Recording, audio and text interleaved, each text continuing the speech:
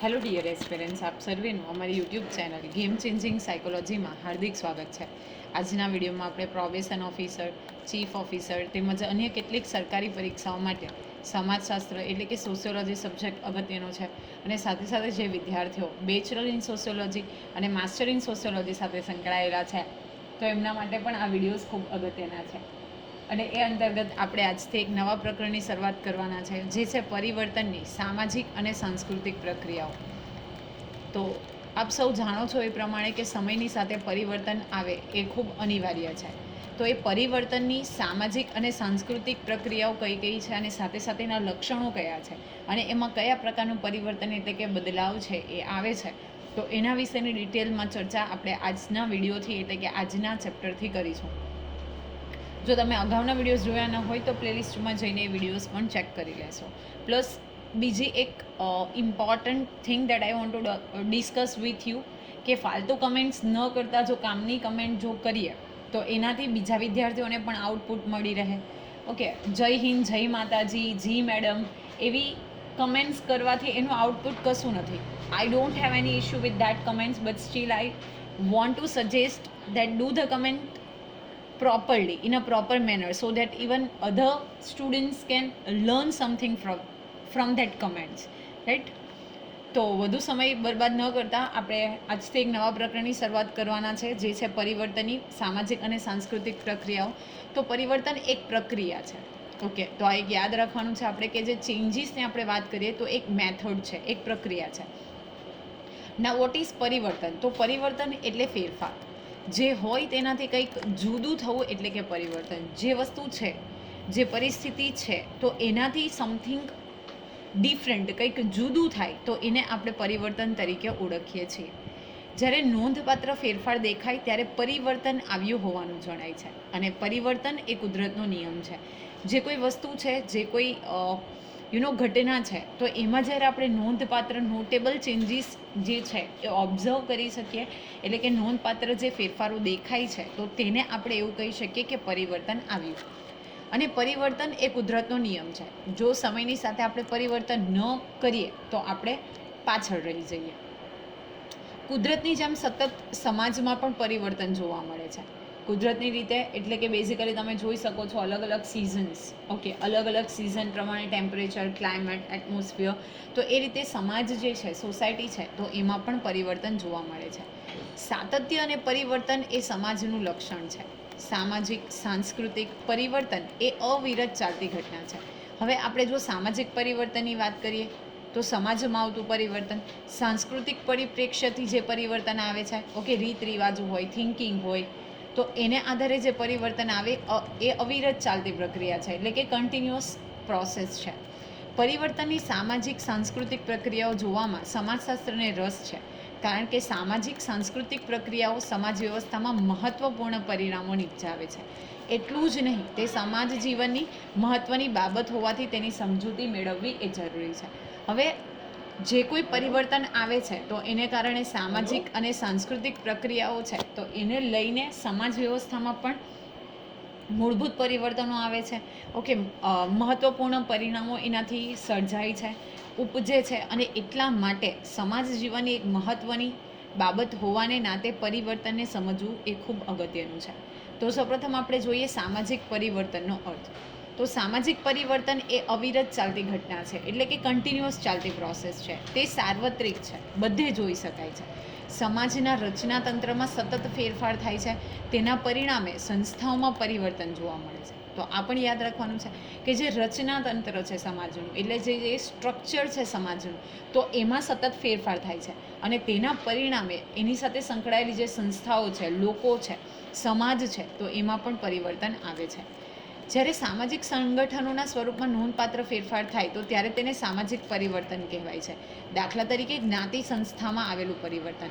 તો જે સામાજિક સંગઠનો છે, સોશિયલી ગ્રુપ્સ છે, એમાં જે ચેન્જ આવે છે તો એને કારણે એમાં જે નોંધપાત્ર ફેરફાર થાય છે તો એને આપણે સામાજિક પરિવર્તન તરીકે ઓળખીએ છીએ.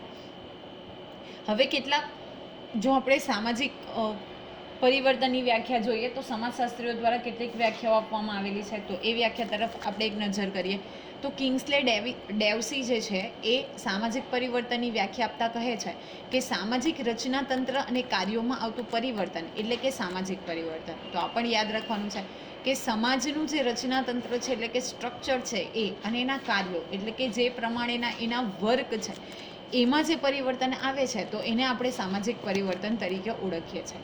દાખલા તરીકે સંયુક્ત કુટુંબના સ્થાને વિભક્ત કુટુંબનું પ્રચલન એ રચનાતંત્રમાં પરિવર્તન સૂચવે છે.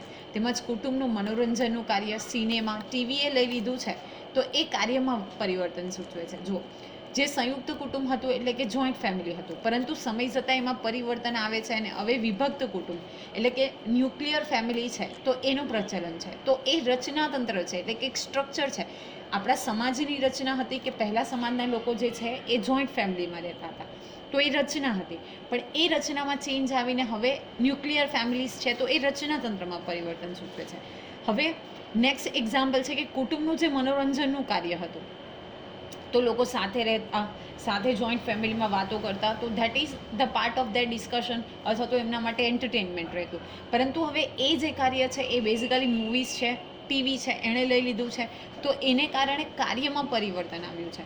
ઓકે, લોકો જે સાથે બેસીને વાતચીત કરતા હતા, સમય સ્પેન્ડ કરતા હતા, એની જગ્યાએ એ જે પોઝિશન છે એ આજે ટીવીએ લઈ લીધી છે તો એને આપણે કાર્યમાં પરિવર્તન તરીકે ઓળખીએ છીએ. હવે આપણે જોઈએ સામાજિક પરિવર્તનના કેટલાક લક્ષણો એટલે કે characteristics of this social change. તો સામાજિક પરિવર્તન એક પ્રક્રિયા છે એટલે કે એક પ્રોસેસ છે. ઓકે, તો સામાજિક પરિવર્તન એક પ્રક્રિયા છે, એક પ્રોસેસ છે. સામાજિક પરિવર્તન સાર્વત્રિક પ્રક્રિયા છે એટલે કે દરેક જગ્યાએ આપણે ઓબ્ઝર્વ કરી શકીએ છીએ. જો આપણે જે વ્યાખ્યા છે એના પરથી જ આપણે એના લક્ષણો જે છે એ બનાવેલા છે. નેક્સ્ટ છે સામાજિક પરિવર્તન સામાજિક રચનાતંત્રમાં ફેરફાર સૂચવે છે. ઓકે, આપણે એક્ઝામ્પલ જોયું કે પહેલાં જે હતું એ ન્યુક્લિયર ફેમિલી હતું, જોઈન્ટ ફેમિલી હતું તો એનું સ્થાન જે છે એ ન્યુક્લિયર ફેમિલીએ લીધું તો એ રચનાતંત્રમાં ફેરફાર છે. સામાજિક પરિવર્તન સામાજિક કાર્યમાં ફેરફાર સૂચવે છે. આપણે જોયું કે પહેલાં ફેમિલીના જે મેમ્બર હતા એની સાથે જ ટાઈમ સ્પેન્ડ કરવો તો એ કાર્યમાં ફેરફાર સૂચવે છે. નેક્સ્ટ છે સામાજિક પરિવર્તન સ્વયંજનિત તેમજ આયોજિત પ્રક્રિયાના ફળ સ્વરૂપે જોવા મળે છે. પોતાની જાતે ઉપજી આવે છે અને એક આયોજિત પ્રક્રિયા છે. ઓકે, ચોક્કસ પ્રકારના આયોજનને આધારે આપણે સમાજમાં જે પરિવર્તન છે એ જોઈ શકીએ છીએ. હવે આપણે જોઈએ સાંસ્કૃતિક પરિવર્તન. તો ભારતીય સમાજમાં સામાજિક પરિવર્તનને સમજવા માટે સાંસ્કૃતિક પરિવર્તનનો ખ્યાલ ખૂબ મહત્વનો છે. વિવિધ પરિબળોની અસરને કારણે આધુનિક સમયમાં પરંપરાગત ભારતીય સમાજમાં અનેકવિધ સાંસ્કૃતિક પરિવર્તનો પણ આવ્યા છે. ઓકે, જે સંસ્કૃતિ છે, જે કલ્ચર છે, સિવિલાઇઝેશન છે તો એમાં પણ પરિવર્તનો જે છે એ આવ્યા છે.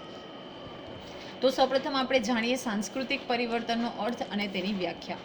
તો સાંસ્કૃતિક પરિવર્તન એક વિશાળ અર્થ ધરાવતી વિભાવના છે.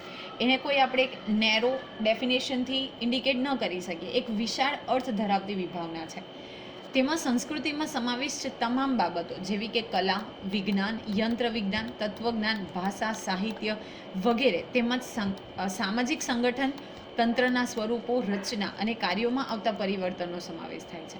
ઓકે, કઈ કઈ બાબતો? તો કે કલા, આર્ટ છે, સાયન્સ છે, ઓકે, જે મિકેનિકલ સાયન્સ છે, તત્વજ્ઞાન, ફિલોસોફી છે, લેંગ્વેજ છે, લિટરેચર છે, એ પ્લસ જે આપણા સંગઠનના એટલે કે ઓર્ગેનાઇઝેશનના જે ફોર્મ્સ છે, એના સ્ટ્રક્ચર છે તો અને એના કાર્યમાં જે પરિવર્તન આવે છે તો બેઝિકલી એને આપણે સાંસ્કૃતિક પરિવર્તન તરીકે ઓળખીએ છીએ.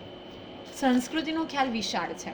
સંસ્કૃતિના ભૌતિક અને અભૌતિક પાસામાં આવતું પરિવર્તન સાંસ્કૃતિક પરિવર્તન છે. હવે જે એનું ભૌતિક અને અભૌતિક જે પાસા છે તો એમાં જે પરિવર્તન નોંધાય છે તો બેઝિકલી એને આપણે સાંસ્કૃતિક પરિવર્તન તરીકે ઓળખીએ છીએ. સંસ્કૃતિના ભૌગોલિક પાસામાં ફર્નિચર, યંત્રો, મકાન વગેરેનો સમાવેશ થાય છે. ઉદાહરણ તરીકે કાચા મકાનના બદલે પાકું આધુનિક મકાન, સંપર્ક માટે ટેલિફોનને બદલે સેલફોનનો ઉપયોગ વગેરે સંસ્કૃતિના ભૌતિક પાસામાં આવેલું પરિવર્તન છે. સી ધીસ ઇઝ ઇમ્પોર્ટન્ટ કે ભૌતિક પાસાની આપણે વાત કરીએ તો પહેલાંના સમયમાં એટલું રાચ રચેલું એટલે કે ફર્નિચર જોવા મળતું ન હતું. લોકો જે છે એ કાચા મકાનમાં રહેતા હતા, પરંતુ હવે આપણે વાત કરીએ તો આધુનિક મકાન જે છે, બંગલોઝ છે વિથ ફેસિલિટીઝ તો એ છે તો એને આપણે સંસ્કૃતિમાં પરિવર્તન કહી શકીએ. પ્લસ પહેલાંના સમય માટે જો કોઈક સંપર્ક કરવો છે તો સૌથી પહેલાંની આપણે વાત કરીએ તો બેઝિકલી હલકારો પીપલ એટલે કે જે ઘોડેસવાર હતા એનાથી, સાઇન લેંગ્વેજથી થતું હતું. પછી ધીરે ધીરે લેટર્સ સ્ટાર્ટ થયા એટલે કે પત્ર વ્યવહાર, પછી ટેલિફોન આવ્યો. પરંતુ હવે ટેલિફોનને બદલે પણ આપણે સેલફોન જે છે, સોશિયલ મીડિયા છે, એનો ઉપયોગ કરીએ છીએ. તો એને આપણે સાંસ્કૃતિક પરિવર્તન તરીકે ગણી શકીએ. હવે આપણે અભૌતિક પાસાની વાત કરીએ તો અભૌતિક પાસામાં ચિત્રકલા, નૃત્યકલા, જ્ઞાન, ભાષા વગેરેનો સમાવેશ થાય છે. ઉદાહરણ તરીકે આધુનિક ચિત્રકલા અને લખવા બોલવામાં અંગ્રેજીનો ઉપયોગ એ સંસ્કૃતિના અભૌતિક પાસામાં આવતું પરિવર્તન છે. પહેલાંની જો આપણે વાત કરીએ તો જે ચિત્રકલા છે, નૃત્યકલા છે, જ્ઞાન છે, ભાષા, આ બધી વસ્તુઓ અભૌતિક છે. પ્લસ પહેલાંના સમયમાં ચિત્રકલાનો ઉપયોગ જે છે ટ્રેડિશનલ વેમાં કરવામાં આવતો હતો. આપણે જોયું હતું પિઠોરા ચિત્ર એન્ડ ઓલ ધેટ થિંગ. પરંતુ હવે એ લખવામાં, બોલવામાં અંગ્રેજીનો ઉપયોગ થવાનું શરૂઆત થઈ છે. તો એને આપણે સાંસ્કૃતિક પરિવર્તન એટલે કે અભૌતિક પાસામાં પરિવર્તન તરીકે ઓળખી શકીએ. સાંસ્કૃતિક પરિવર્તનમાં નવી અને જૂની સંસ્કૃતિના તત્વોનું મિશ્રણ થાય છે, જે મોટે ભાગે નવશોધ અને પ્રસારણ દ્વારા થતું હોય છે. હવે જ્યારે આપણે સાંસ્કૃતિક પરિવર્તનની વાત કરીએ છીએ તો એમાં નવી અને જૂની સંસ્કૃતિઓના જે તત્વો છે એનું મિશ્રણ થાય છે. જ્યારે એક સંસ્કૃતિના તત્વો બીજી સંસ્કૃતિ કે સામાજિક માળખામાં ઉમેરાતા તે સમાજ માટે નવી સંસ્કૃતિ બની જાય છે. હવે કોઈ એક સંસ્કૃતિ છે તો એના તત્વો જ્યારે બીજી સંસ્કૃતિ સાથે ઉમેરાય છે તો એને કારણે માળખામાં અને સમાજમાં ફેરફાર આવે છે અને એક નવી સંસ્કૃતિનું સર્જન થાય છે. ઉદાહરણ સ્વરૂપે ભારતે બંધારણમાં લોકશાહીનું ધ્યેય સ્વીકારતા રાજાશાહીને બદલે દેશમાં લોકશાહી સંસ્કૃતિ પ્રસરી અને મજબૂત બની છે. તો તમે સૌ જાણો છો એ પ્રમાણે પહેલાં આપણે ત્યાં રાજાશાહી હતી, પરંતુ રાજાશાહીને સ્થળે હવે એને સ્થાને હવે આપણે લોકશાહી બંધારણમાં સ્વીકારી છે. તો લોકશાહીની જે સંસ્કૃતિ છે એ આપણે ત્યાં વધુ મજબૂત બની છે. કલા, વિજ્ઞાન, તત્વજ્ઞાન વગેરે સંસ્કૃતિના તત્વોમાં આવતું પરિવર્તન એટલે સાંસ્કૃતિક પરિવર્તન. આમાં સામાજિક સંગઠનના સ્વરૂપ, નિયમોમાં થતા પરિવર્તનોનો પણ સમાવેશ થાય છે. આ રીતે સાંસ્કૃતિક પરિવર્તન સામાજિક પરિવર્તન કરતાં વિશાળ ખ્યાલ છે. એટલે કે બધા જ સામાજિક પરિવર્તનો સાંસ્કૃતિક પરિવર્તનો કહી શકાય. દાખલા તરીકે મૂલ્યોમાં આવેલું પરિવર્તન. હવે જો આપણે સંગઠનના સ્વરૂપની વાત કરીએ, નિયમો છે તો એમાં પણ સમય જતાં પરિવર્તન થાય છે. તો એને આપણે બેઝિકલી કલ્ચરલ ચેન્જ તરીકે ઓળખી શકીએ. અને જો સામાજિક પરિવર્તનની કમ્પેરિઝન આપણે બેઝિકલી સાંસ્કૃતિક પરિવર્તન સાથે કરીએ તો સામાજિક પરિવર્તન જે છે એના કરતાં સાંસ્કૃતિક પરિવર્તનનો જે ખ્યાલ છે એ બ્રોડ છે, એ વિશાળ છે. મેકાઈવન અને પેચ સાંસ્કૃતિક પરિવર્તનની વ્યાખ્યા આપતા કહે છે કે સાંસ્કૃતિક પરિવર્તનમાં ધર્મ, સાહિત્ય, કળા વગેરેમાં થતા પરિવર્તનનો સમાવેશ થાય છે. જે ધર્મમાં ફેરફાર આવે છે, સાહિત્યમાં ફેરફાર આવે છે, કલામાં ફેરફાર આવે છે, તો એને આપણે સાંસ્કૃતિક પરિવર્તન તરીકે ઓળખી શકીએ. સામાજિક પરિવર્તન સાંસ્કૃતિક પરિવર્તનથી વધારે ગતિશીલ છે, કારણ કે સામાજિક સંબંધમાં જેટલી ઝડપે પરિવર્તન આવે છે તેટલી ઝડપથી કલા, વિજ્ઞાન, સાહિત્ય, પરંપરા, ધર્મ, તત્વજ્ઞાન વગેરેમાં આવતું નથી. દાખલા તરીકે માતા પિતા અને સંતાન વચ્ચેના સંબંધમાં આવતું પરિવર્તન. હવે સામાજિક રીતે જે પરિવર્તન આવે છે, ફોર એક્ઝામ્પલ કલા છે, વિજ્ઞાન છે, સાહિત્ય છે, પરંપરા, તો એટલી સ્પીડથી નથી આવતું જેટલું સંબંધોમાં આવે છે. તો એને બેઝિકલી આપણે સાંસ્કૃતિક પરિવર્તન તરીકે ઓળખી શકીએ. સામાજિક અને સાંસ્કૃતિક પરિવર્તન એ પરસ્પર અસર પહોંચાડે છે. બંનેની સમાજ ઉપર અસર પડે છે. દાખલા તરીકે જૂથ જીવન અને સંબંધમાં પરિવર્તન આવે તો સંસ્કૃતિના તત્વો, મૂલ્યો અને માન્યતાઓને અસર પહોંચે છે. એવી રીતે સાંસ્કૃતિક વાતાવરણ બદલાતા સમાજનું જે જીવન છે એ બદલાય છે. આમ એકબીજા પર એ બંને અસર કરે છે. દાખલા તરીકે સાંસ્કૃતિક પરિવર્તનથી ગ્રામીણ જીવનમાં પરિવર્તન આવ્યું છે. હવે સાંસ્કૃતિક અને સામાજિક પરિવર્તન છે એ પરસ્પર એકબીજા સાથે સંકળાયેલા છે અને બંને પરિવર્તનોની સમાજ ઉપર અસર થાય છે. ફોર એક્ઝામ્પલ, જો જૂથ જીવન એટલે કે આપણે જો ગ્રુપમાં સાથે જીવીએ છીએ તો એને કારણે સંબંધમાં પરિવર્તન આવીએ છીએ.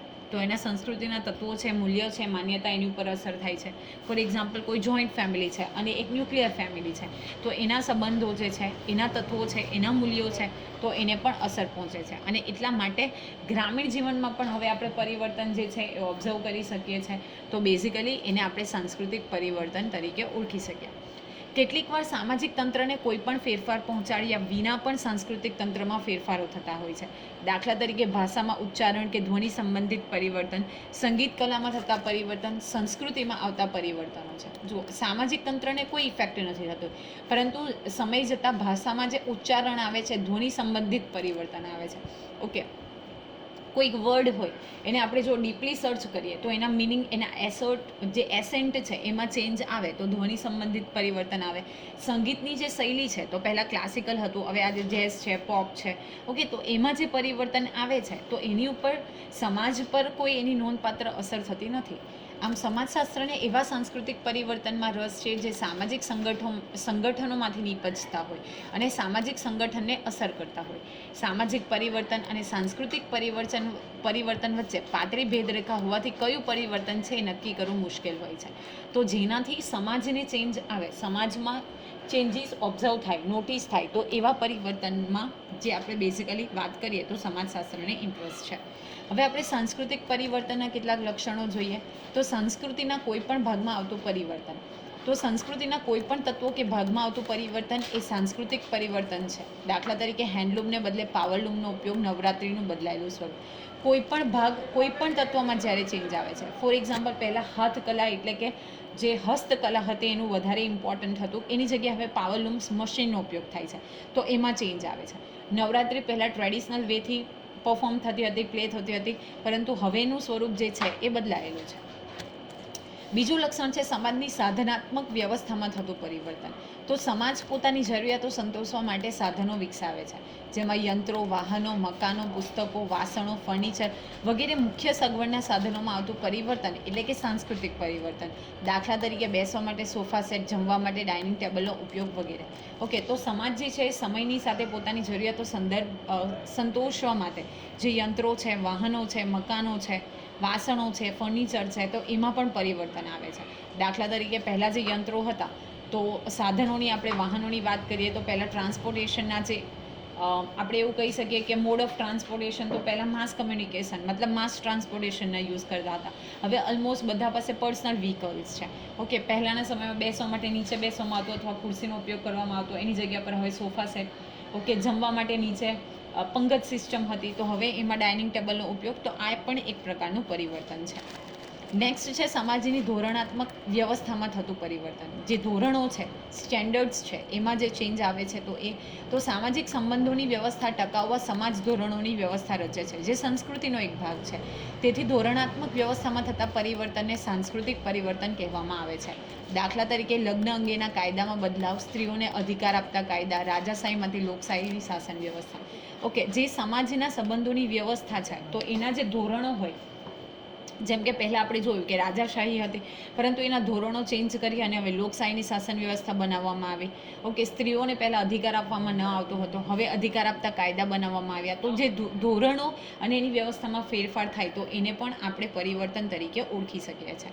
તો આશા રાખું છું કે બેઝિકલી આજના વિડીયોમાં આપણે સામાજિક પરિવર્તન અને એના લક્ષણો, એની વ્યાખ્યા, સાંસ્કૃતિક પરિવર્તન, એની વ્યાખ્યા અને લક્ષણો વિશે ડિટેલમાં ચર્ચા કરી, તો એમાં તમને ખ્યાલ આવી ગયો હશે. જો વિડીયો પસંદ પડે તો વિડીયોને લાઇક કરી અને શેર કરવાનું ભૂલશો નહીં. અને આવા જ વધુ વિડીયોની અપડેટ્સ મેળવવા માટે even you can subscribe hour YouTube channel Game Changing Psychology. Thank you for watching the video. Have a nice day.